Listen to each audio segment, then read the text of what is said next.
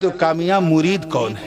دیکھیں، ایک پیر صاحب بادشاہ کے علاقے میں آئے، اب پیر تھے، رعایا سب پیر صاحب کے پیچھے پیچھے چلنے لگے، ساری رعایا پیر صاحب کی غلام بن گئی، 10,000 سے زیادہ ان کے مرید ہو گئے۔ کتنے؟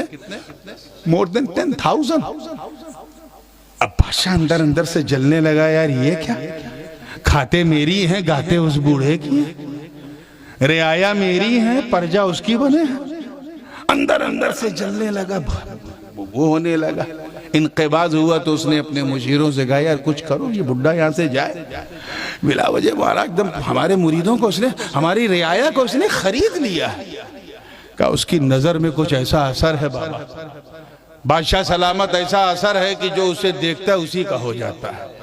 کہا یار کچھ کرو، نہ تو اس کو ختم کرو، کہ ختم کریں گے تو ساری رعایا آپ کو ختم کر دے گی، سب اس کے مرید ہیں، اور مرید اپنے پیر کے معاملے میں سمجھوتا نہیں کرتے، ختم کر دیتے ہیں۔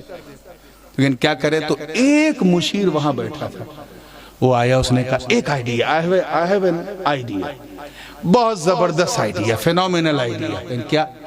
کہنا آپ پیر صاحب کو بلائیے، اور جب آ جائیں تو ان سے ایک سوال کیجئے گا۔ کہنا کیا سوال؟ کہنا آپ پوچھئے گا کہ پیر صاحب آپ کے 10,000 مرید ہیں، اور آپ کا دعویٰ یہ ہے کہ سارے مرید آپ کی چادر کے نیچے آئیں گے، میدان قیامت میں جب سورج سوا نیزے پہ ہوگا تو سارے مرید چادر کے نیچے آئیں گے، یہ آپ کا دعویٰ ہے؟ وہ کہیں گے ہاں۔ تو آپ کہیے گا کہ آپ کی چادر تو 2x4 کی ہے، مرید 10,000 کیسے آئیں گے، باقی کہاں جائیں گے؟ ظاہر ہے کہ اس کا جواب وہ دے نہیں پائیں گے، اور آپ یہ کہیے گا کہ اگر جواب دے دیا تو میں تیرا مرید ہو جاؤں گا، اور نہیں دیا تو میری حدود سلطنت سے دور تجھے جانا پڑے گا، یہاں سے بھاگنا پڑے گا۔ Very good idea. پیر صاحب کو بلایا گیا، بادشاہ نے سیم کوسچن کیا کہ پیر صاحب آپ کے 10,000 مرید ہیں، چادر آپ کی 2x4 کی ہے، ظاہر ہے کہ اس میں 4 مرید سے زیادہ تو آئیں گے نہیں، 5 مرید 6 مرید، تو آپ نے تو کہا کہ قیامت کے دن میری چادر کے نیچے میرے مرید رہیں گے، تو کیسے رہیں گے سمجھاؤ، اور یاد رکھنا اگر سمجھا دیا تو میں تیرا خود مرید ہو جاؤں گا، اور نہیں سمجھا پائے تو میری حدود کو چھوڑ کے آپ کو تڑی پار ہونا پڑے گا، باہر جانا پڑے گا، جلا وطن ہونا پڑے گا۔ کہ ٹھیک ہے، لیکن بادشاہ سلامت بڑا کٹھن سوال کیا ہے، اتنی جلدی جواب نہیں دے پاؤں گا، مجھے 2-3 دن کا موقع دو۔ کہ ٹھیک ہے، دیا۔ پیر صاحب چلے گئے۔ اتفاق ایسا کہ دوسرے دن بادشاہ کے گھر چوری ہو گئی، اور چور پکڑا بھی گیا رنگے ہاتھ۔ چور چوری کر کے بھاگ رہا تھا کہ اچانک کوئی چیز سے ٹھوکر لگی، ٹن ٹن کی آواز آئی، لوگوں نے چور کو پکڑا اور یہ طے کیا کہ بادشاہ کی خدمت میں لے چلو۔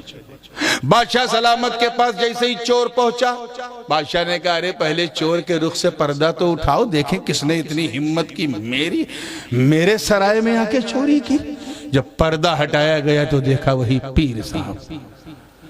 پیر صاحب بادشاہ چونک گیا، میں تجھے کیا سمجھتا تھا، تو کیا نکلا، یو چیٹ، اتنے بڑے دھوکے باز۔ پیر صاحب شرمندہ، رنگے ہاتھ پکڑے گئے، نہ منہ میں زبان ہے، نہ آنکھ میں نظر ہے، کچھ نہیں، چپ چاپ۔ کہیں نواب کو سزا ملے گی، کہیں بادشاہ مجھے معاف کر دو، کہیں معافی نہیں ملے گی، میرے بڑھاپے پہ ترس کھاؤ، نہیں۔ کہیں میں نے یہ سوچا تھا کہ جواب تو مجھ سے بنے گا نہیں، سوال ہی ایسا تھا، بہت سوچا، جواب نہیں بنا، تو میں نے سوچا کہ بھاگنا ہے تو لاؤ کچھ سامان بٹور کے بھاگیں۔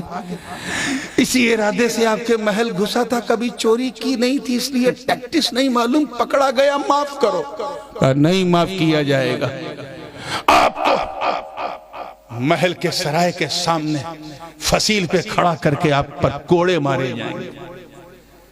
تب جا کے پیر صاحب کا ایمان تھوڑا سا جاگا، انہوں نے کہا دیکھو اب میری آنکھ کھل گئی، میں چاہتا ہوں کہ تم مجھے مارو، لیکن اپنی فصیل پہ نہیں بلکہ چوراہے پہ مارنا، میرے سارے مریدوں کو اکٹھا کر کے مارنا، ڈگی پٹوا کے مارنا، تاکہ تاکہ آئندہ جب کبھی کوئی داڑھی رکھ کے صافہ باندھ کے کوئی بوڑھا آوے تو جھٹکے میں لوگ مرید نہ ہو جائیں، کسی کی ظاہری نماز و تقوی دیکھ کر مرید نہ ہو جائیں، انہیں بھی ایک عبرت مل جائے کہ لوگ کیسا فراڈ کرتے ہیں۔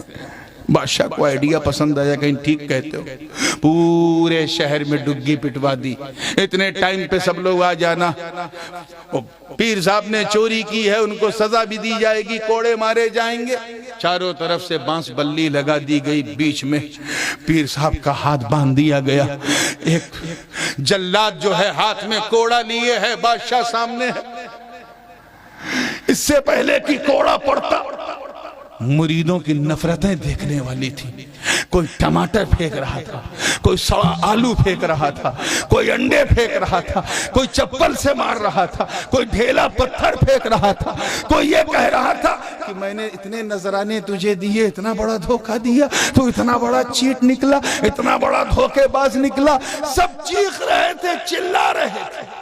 اسی بیچ بادشاہ نے حکم دیا کوڑے مارے جائیں، پہلا کوڑا پڑا، پیر صاحب کے منہ سے نکلا، دوسرا پڑا تو کپڑا پھٹ گیا، تیسرا پڑا تو کھال اجڑ گئی، چوتھا پڑا تو پیر صاحب نیچے گرنے کی پوزیشن میں گردن لٹک گئی۔ اس سے پہلے کی پانچواں کوڑا پڑتا، اسی بانس بلی کو توڑتے ہوئے 4-5 مرید آگے بڑھے اور اپنے پیر سے لپٹ گئے اور کہے بادشاہ سلامت، اگر میرا پیر چور ہے تو ہمیں بھی سزا دے، ہم اس کے مرید ہیں، اگر یہ بدکار ہے تو ہمیں بھی سزا دے، ہم اس کے مرید ہیں، اگر اس نے نقصان کیا ہے تو ہمیں بھی سزا دے، ہم اس کے مرید ہیں، ہم اپنے دل پہ قابو نہیں پا سکتے، آخر ہم اس دل کا کیا کریں، اسے تو ہم نے اس بوڑھے کو دے رکھا ہے، ہماری آنکھیں اسے روتا ہوا نہیں دیکھ سکتی، تڑپتا ہوا نہیں دیکھ سکتی، بلکتا ہوا نہیں دیکھ سکتی، یا تو اسے چھوڑ دے، اور اگر مارنا ہے تو باقی کے حصے ہماری پیٹھوں پہ مار، ہمارے پیر کو نہ مار۔ اتنا کہنا تب تک اس بوڑھے پیر نے اپنا سر اٹھایا اور اپنا رومال پھیلایا اور ان چاروں کو اس کے اندر رکھا اور کہا بادشاہ بتا کیا یہ 4 مرید بھی اس رومال میں نہیں آئیں گے؟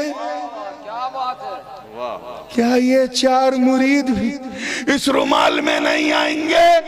ذرا سوچو کتنے سخت امتحان سے پیر گزرا بادشاہ کا جواب دینے کے لیے، مجھے بتاؤ اب تو فیصلہ کرو کہ جلسے میں ہاتھ پہ ہاتھ رکھ کے چادر پکڑ کے مرید تو ہزاروں ہوتے ہیں مگر جو اپنے پیر کی مراد ہوتا ہے وہ 4 ہی 5 ہوتے ہیں، بس وہ 4-5 میں رہوں۔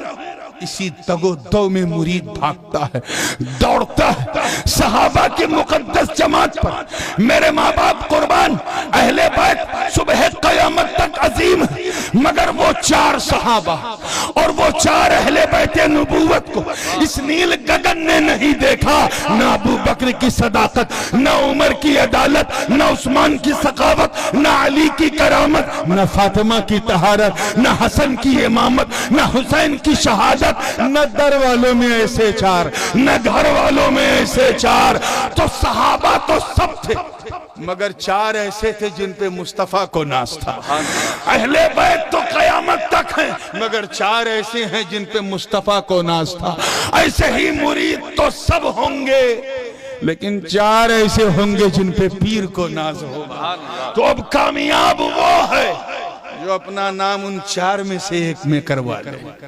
اسی تگودوں میں لوگ اپنے پیر کی خدمت کرتے ہیں، یہاں عقل نہیں لگتی کہ یہ اچھا نہیں ہوا وہ غلط ہوا، یہاں صرف یہ دیکھا جاتا ہے میرے پیر نے کیا کہا۔ That's all. We have no time to listen. ہماری عقل پہ تو میرے پیر نے پہرا لگا رکھا ہے، اب تو جو دل کہے گا وہی مانیں گے، اور دل میرے دلدار کے ساتھ ہے، میرے یار کے ساتھ ہے، اور وہی دل کامیاب ہے جو اپنے مختار کے ساتھ ہو، اپنے یار کے ساتھ ہو۔ تو اپنے آپ کو کامیابی کی شاہراہ پہ رکھنا ہے تو سچائی کا ساتھ دیتے رہو، سچائی کی طرف بڑھتے رہو، اور اگر یہ نہ پتا ہو کہ سچائی کدھر ہے تو سچا ڈھونڈو کدھر ہے۔ جو سچا ہے اسی کا دامن تھام لو، اور جس کا تھاما ہے اس کا دامن چھوڑنا مت۔ اگر یہاں دامن چھوٹ گیا تو وہاں سب کچھ روٹھ جائے گا۔ مولا کریم ہم سب کو اپنے مرشد برحق کی تابعداری نصیب فرمائے، اور صحابہ اور اہل بیت